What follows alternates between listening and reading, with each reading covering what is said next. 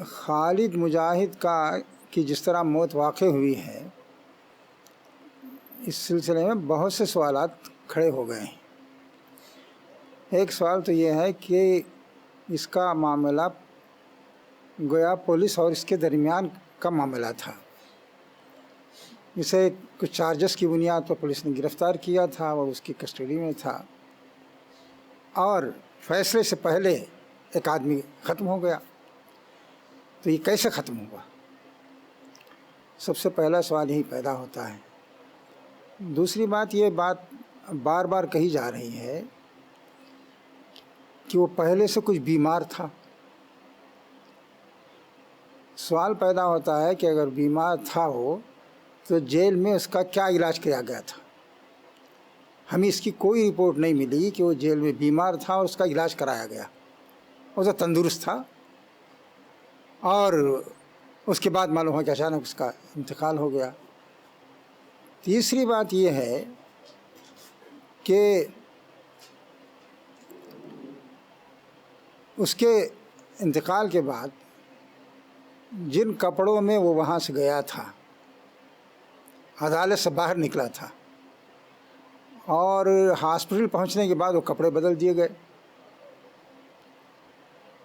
اور دیکھنے والوں نے یہ بھی بتایا ہے کہ اس کی گردن پر نشان تھے، کان سے اور منہ سے اس کے خون نکلا ہے۔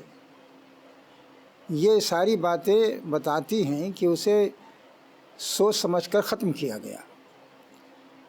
اور دوسری یہ ہے کہ بات یہ ہے کہ پولیس کی اور حکومت کی اور جیل کی یہ ذمہ داری ہوتی ہے کہ وہاں جو آدمی ہے اس کی جان کی حفاظت کی جائے، اس پر کسی قسم کا تشدد نہ ہو۔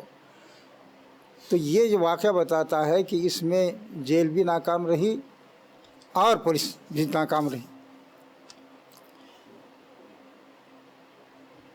اس کے ساتھ ساتھ ایک بات یہ بھی سامنے آئی ہے کہ جیل سپرنٹینڈنٹ تو یہ کہہ رہا ہے کہ وہ بیمار ہی نہیں تھا، صحت مند تھا، تو اچانک ایک جوان آدمی کا ہارٹ فیل ہو جانا یہ تو نرالا واقعہ معلوم ہوتا ہے۔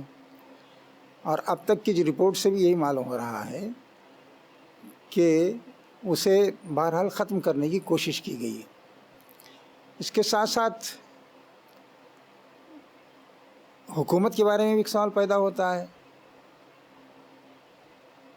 ملائم سنگھ صاحب نے وعدہ کیا تھا کہ حکومت بننے کے بعد جو لوگ گرفتار ہیں قیدی بے گناہ، ان کی رہائی عمل میں آئے گی، لیکن ایک بھی رہائی اب تک عمل میں نہیں آئی ہے، کسی کے ساتھ بھی نہیں ہوا ہے۔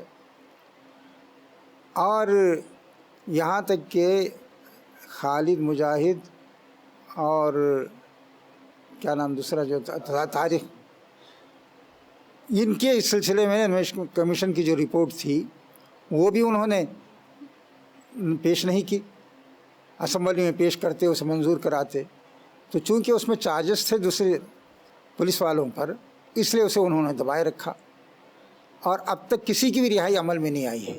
انہی دونوں کے بارے میں کہا جا رہا تھا کہ ان کی رہائی جلدی عمل میں آ جائے گی، تو رہائی عمل میں آتی تو ظاہر ہے کہ کچھ الزامات حکومت اس پر بھی آتے،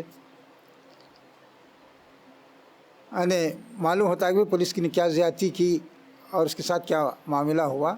یہ ان سب چیزوں کو دبانے کے لیے معلوم ہوتا ہے کہ اسے ختم کر دیا گیا، اور یہ بات ہمارے لیے سوچنے کی ہے کہ جیل کے اندر اس طرح کے واقعات کیسے پیش آ سکتے ہیں، جبکہ وہاں حفاظت کا انتظام ہوتا ہے، اور ذرا سی بھی کوئی حرکت ہوتی ہے تو پورا عملہ حرکت میں آ جاتا ہے، آ جانا چاہیے، لیکن چونکہ یہ اس طرح کے واقعات جب ہو رہے ہیں تو اور زیادہ ان کو چوکس رہنا چاہیے تھا، لیکن انہوں نے اس طرح کی کوئی اہتمام نہیں کیا۔ اس کے ساتھ ساتھ سب سے بڑی بات یہ ہے کہ اب جتنے لوگ ہمارے نوجوان گرفتار ہیں، 1000-1500، سب یہ خطرہ محسوس کرنے لگے ہیں کہ اگر عدالت سے ان کے حق میں فیصلہ ہوتا ہے تو ان کی جان کو خطرہ ہے، کسی اور سے نہیں بلکہ پولیس سے خطرہ ہے۔ عدالت سے بری ہونے کے بعد اس بات کا امکان ہے کہ پولیس پر چارجز آئیں، تو اس سے بچنے کے لیے ان کو راستے سے ہٹانے کی کوشش کی جائے گی۔ واقعات تو ایک دو ہوتے ہیں لیکن خطرہ عام ہو جاتا ہے۔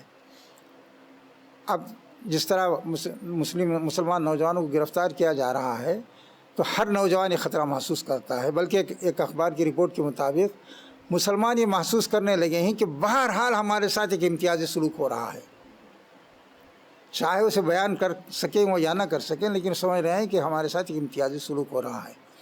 ایسی کیفیت میں پوری قوم کو مبتلا کرنا یہ بہرحال آج کے جمہوری دور کے، یہاں کے جمہوری روایات کے یا جمہوری اصول کے بالکل خلاف ہے۔ اسی کے ساتھ ساتھ ہم یہ چاہتے ہیں کہ اس کی پوری انکوائری ہو اور اس میں جو لوگ مجرم ہیں ان کو سزا دی جائے، اور اس کے ساتھ ہم یہ بھی چاہیں گے کہ بہرحال ایک نوجوان کی موت واقع ہوئی ہے تو اس کے معاوضے کی بھی کوئی صورت نکالی جائے۔ ایسا نہ ہو کہ معلوم ہو کہ بھئی لوگ مر رہے ہیں، کوئی ان کا پوچھنے والا نہیں ہے۔